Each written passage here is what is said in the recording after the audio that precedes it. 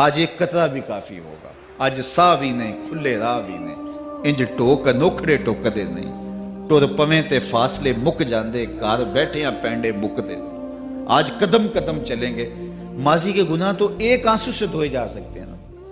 وہ ایک فقیر تھا، بازار میں کھڑا رو رہا تھا، تو کسی نے روک کے کہا بابا کیا ماجرا ہے، کسی نے مارا ہے، کیوں رو رہے ہو؟ اس نے کہا نہیں کوئی ایسی بات نہیں، ان لوگوں کے رویے نے رلا دیا۔ کہا کیا مطلب؟ کہا بازار سے گزر رہا تھا، ان لوگوں کو دنیا میں کھوئے ہوئے دیکھا تو میرے دل میں ترس جاگا، تو میرا خیال یہ ہوا کہ ان بندوں کی رب کی صلح نہ کروا دوں۔ تو میں نے پھر اس سے بات کی، تو آواز آئی ٹھیک ہے لے آ ان کو میری چوکھٹ پہ، ایک آنسو سے سارے گناہ معاف کر دوں گا۔ میں بڑا خوش ہوا، میں ان سے بات کی، یہ الٹا میرا مذاق اڑانے لگے، جا بابا کام کر، تجھے کیا پتا دنیا داری کیا ہوتی ہے۔ تو وہ تو مان رہا تھا، یہی نہیں مان رہے، تو مجھے ان کے رویے پہ رونا آ رہا ہے۔ وہ کہتا ہے میں بخشنے پہ آمادہ ہوں، ہم تو مائل بکرم ہیں، کوئی سائل ہی نہیں، راہ دکھلائیں کسے، راہ رب منزل ہی نہیں، جلوائے طور تو موجود ہے، کوئی موسیٰ ہی نہیں۔ وہ تو کہتا ہے میں معاف کر دوں گا، لیکن یہ عجیب ہے کہ یہ آمادہ ہی نہیں ہے، یہ مان ہی نہیں رہے۔ تو مجھے ان کے رویے پہ افسوس آ گیا، ان کے رویے پہ رونا آ گیا، اس لیے میں رو رہا ہوں، ورنہ نے مجھے مارا نہیں، کوئی تکلیف نہیں پہنچائی۔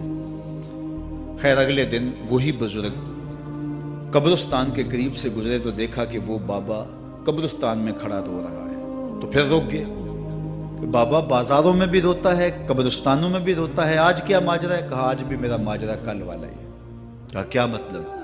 کہا کل بازار سے گزر رہا تھا، ان کو دنیا میں کھوئے ہوئے دیکھا، میرے دل میں ترس جاگا، تو میرا خیال ہوا ان بندوں کی اور رب کی صلح کروا دوں، تو وہ تو مان رہا تھا، وہ بندے ہی نہ مانے، تو آج میں ادھر آ گیا۔ میں نے کہا چلو ان سے بات کرتے۔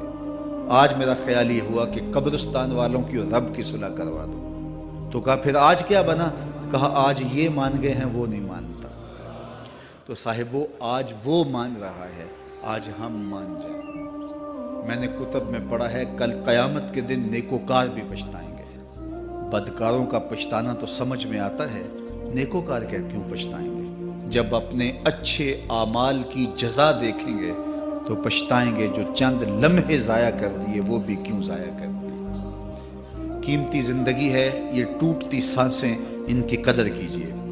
ایک بزرگ فرماتے ہیں کہ مجھے اس بات کی سمجھ نہیں آتی تھی کہ جو قرآن نے کہا ان الانسان لفی خسر، بے شک انسان خسارے میں ہے، تو میں سمرقند کے بازار سے گزر رہا تھا تو وہاں ایک آدمی پھٹے پہ برف رکھ کے بیچ رہا تھا اور ساتھ آواز لگا رہا تھا۔ آج کل تو یہاں وہ پاپڑ بیچنے والے بھی کوئی آواز لگاتے، تو وہ برف پھٹے کے اوپر رکھ کے بیچ رہا تھا اور ساتھ آواز لگا رہا تھا۔ آواز کیا تھی؟ ارحمو ارحمو الا من یذوب راس مالہ، او گزرنے والوں میرے پہ ترس کھاؤ، میں ایسا تاجر ہوں جس کا راس المال پگھلتا جا رہا ہے۔ چونکہ یہ جو برف ہے ایسا سودا ہے جو گاہک کا انتظار نہیں کرتا۔ آپ کپڑا بیچتے ہیں، آج گاہک نہیں آیا، ہو سکتا ہے کل دعانے مہنگا بیچ لیں۔ آپ پیٹرول بیچتے ہیں، ہو سکتا ہے کہ کل پڑا 6 روپے اوپر چلا جائے، آپ کا لاکھوں کروڑوں کا فائدہ ہو جائے۔ لیکن آپ اگر برف بیچتے ہیں، آج نہیں بکی تو کل برف ہی نہیں ہوگی۔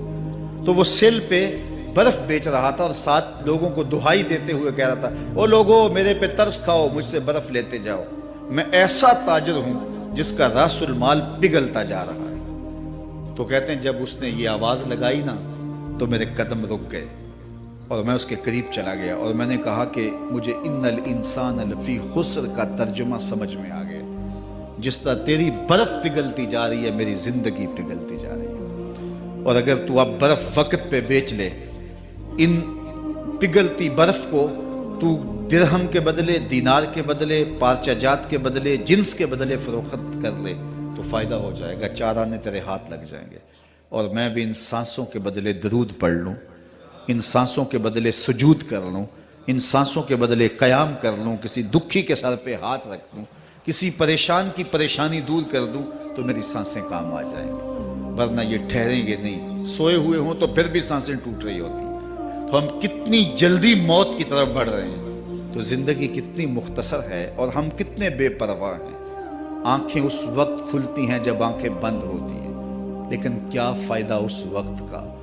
آج کا پچھتاوا کل کی بہتری کی ضمانت ہے، اور آج کے پچھتاوے سے کل کی زندگی کی خوبصورتی نصیب ہو سکتی ہے۔ اس لیے یہ ڈھلتا ہوا سورج، یہ دیکھیں ابھی جب داخل ہوئے تھے تو سورج ابھی سر پہ تھا، لیکن اب سورج درد غروب سے زرد ہو چکا ہوگا اور چند لمحوں کے بعد وہ نگاہوں سے اوجھل ہوگا۔ میاں صاحب بھی بولے کہ زندگی تیری جو ہے ڈوبتے سورج کی طرح ہے، ڈیگرتے دن گیا محمد اوڑک نو ڈوب جانا۔ تو یہ میں اور آپ لمحہ لمحہ موت کے قریب ہو رہے ہیں۔ اس سے قبل کہ وہ وقت آئے کوئی حجت باقی نہ رہے، مجھے اپنی زندگی کو، آپ کو اپنی زندگی کو اللہ اور اس کے رسول کی چوکھٹ پہ حاضر کر دینا ہے۔ ہمارے میزبان محترم نے کہا والدہ ماجدہ کی بابت، تو آج ان کے اصالِ ثواب کے لیے میں اور آپ جمع ہیں۔ ایک وقت ہمارے اوپر بھی آنے والا ہے کہ لوگ ہمارے لیے جمع ہو رہے ہوں گے۔ یہ وقت تو آنے والا ہے، اس کے تو چھٹکارا نہیں ہے، اس سے تو خلاصی نہیں ہے، کوئی بھاگ سکتا نہیں ہے، موت سے تو فرار نہیں ہے۔ تو آج وہ نہیں ہیں، لیکن ان کا سعادت مند بیٹا ان کی یادوں کے چراغ کو روشن کیے ہوئے ہے۔ ورنہ میں ایسے بیٹے بھی دیکھے ہیں جنہوں نے اپنی سکی ماں کا جنازہ نہیں پڑھا۔ آپ کہیں گے کوئی ایسا بد نصیب بھی ہو سکتا ہے، جنازگاہ میں گیا ہے لیکن وہاں جا کے کھڑا رہا ہے، جنازہ نہیں پڑھا۔ آپ کہیں گے کہ ایسا بد نصیب؟ میں نے کہا ایسے بد نصیب آپ نے بھی دیکھے ہوں گے۔ یہ کون سے بد نصیب ہیں؟ یہ وہ بد نصیب ہیں جنہیں جنازہ آتا نہیں، ساری زندگی لوگوں سے فراڈ کرتے ہیں، اور جب اپنی ماں مر جاتی ہے، اپنا باپ فوت ہو جاتا ہے، تو یہ فراڈ پھر وہ اپنی ماں سے بھی کرتے ہیں، اپنے باپ سے بھی کرتے ہیں۔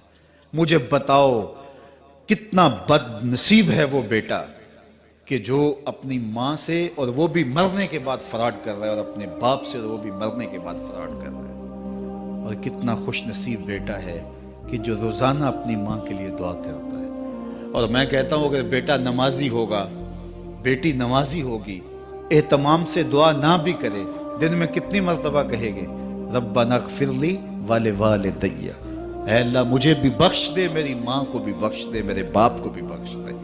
اور جب بندے ہاتھ اٹھا کے دعا مانگتے ہیں اللہ خالی ان ربکم حیی کریم یستحیی من عبدہ اذا رفع یدیہ ان یردہما صفرا، تمہارا رب حیا کرنے والا سخی ہے، کریم ہے۔ بندے جب اس کے سامنے ہاتھ اٹھا کے دعا مانگتے ہیں، اللہ فرماتا ہے مجھے شرم آتی ہے ان کے اٹھے ہوئے ہاتھ خالی کیسے موڑ دوں۔ انہوں نے میرے سے مانگا ہے، میں بھی نہیں دوں گا تو کس در پہ جائیں گے۔ میں ایک دیہاتی بات کرنا چاہتا ہوں، اتنے لوگ جتنے آپ یہاں بیٹھے ہیں، اتنے لوگ اٹھ کے کسی دنیا دار کے ڈیرے پہ چلے جائیں اور اس سے کچھ مانگیں اور وہ دے سکتا بھی ہو، تو کیا وہ آپ کو خالی لوٹا دے گا؟ وہ کہے گا ڈیرہ داری کی شان کے خلاف ہے کہ اتنے لوگ دروازے پہ آ گئے اور ان کو خالی موڑ دوں۔ تو جب تم اتنے بڑے ڈیرہ دار ہو اور تمہیں اتنی غیرت ہے کہ اتنے لوگوں کو خالی نہیں موڑتے، تو کریم خالی موڑتے؟ آؤ تو صحیح اس کی چوکھٹ پہ جھولی پھیلاؤ تو صحیح۔ پھر دنیا داروں سے مانگنا ہو تو ان کی زبان میں مانگنا پڑتا ہے۔ اللہ سے جس زبان میں مرضی مانگو، عربی میں مانگو، اردو میں مانگو، ہندی میں مانگو، سندھی میں مانگو، اقبال کے لہجے میں مانگو، سادی کے انداز میں مانگو۔ نہیں مانگنا آتا خالی ہاتھ پھیلا دو، وہ بند لبوں کی بولیاں بھی سنتا ہے۔ آؤ تو صحیح اس کی چوکھٹ پہ، اپنے ہاتھ پھیلاؤ تو صحیح۔ دنیا داروں سے مانگے تو ناراض ہوتے ہیں، خدا سے نہ مانگو تو ناراض ہوتا ہے۔ اللہ کل ما یابو بکم ربی لولا دعاؤکم، آؤ نا اس کی چوکھٹ پہ، دستے طلب دراز کرو۔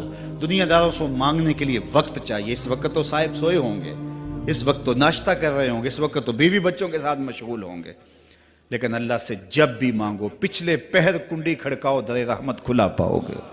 دن کو مانگو، رات کو مانگو تو صحیح، وہ تو اتنا کریم ہے۔ اچھا بت کو سامنے کھڑا کیا ہے اور زلیخا ہاتھ جوڑے بت کے آگے پکار کرتی ہے، روزانہ سے شام کھڑی ہو جاتی ہے، یا صنمی یا صنمی، اے میرے بت، اے میرے بت، بچھڑا ہوا یوسف ملا دے۔ سحر دم تک پکارتی رہتی، عمر بیت گئی، چہرے پہ جھریاں آ گئیں، بڑھاپا طاری ہو گیا۔ ایک دن رات کا پچھلا پہر ہے، بت کے آگے ہاتھ جوڑے یا صنمی کا وظیفہ پڑھ رہی ہے۔ اچانک نیند کا جھٹکا آ گیا، زباں بل کھا گئی، بولی یا سمادی یا سمادی۔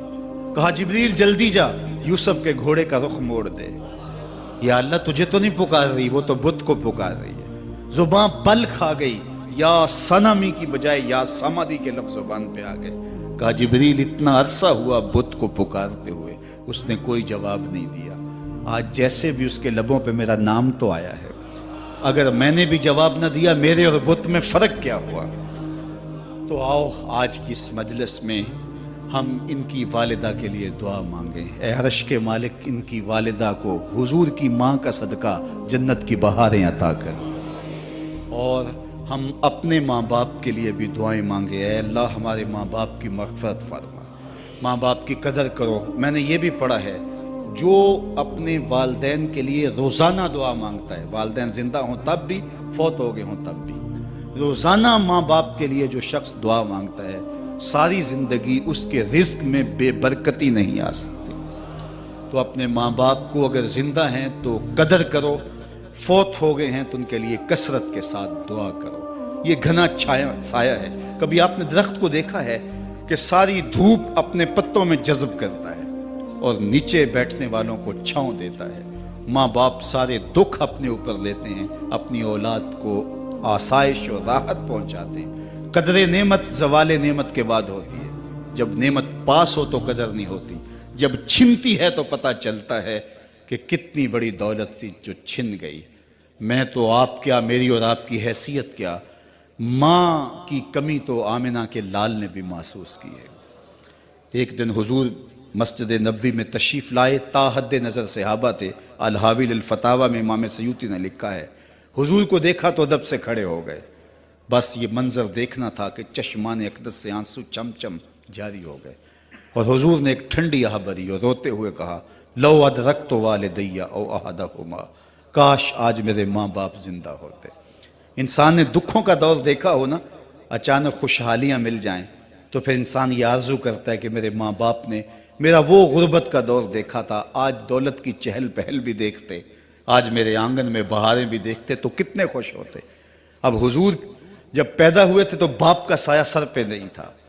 6 साल की उम्र थी, अपनी माँ के साथ हुजूर मदीनातुल मुनव्वरा गए। वापसी अबवा के मुकाम पे हज़रत आमिना की तबीयत ख़राब हो गई और उन्हें लगा कि ये मेरी बीमारी जानलेवा है। उम्मे ऐमन को बुलाया, कहा मेरे बेटे को बहफाजत अमीर कुरैश तक पहुँचा देना।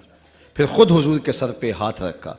सैयदा आमिना सलामुल्लाह अलैहा हुजूर से कोई बातें करना चाह रही थी, लेकिन ज़ब्त के बंधन टूट गए। इब्ने हश्शाम सीरत की पहली किताब है, उसमें तफसील से ये वाक़या मौजूद है।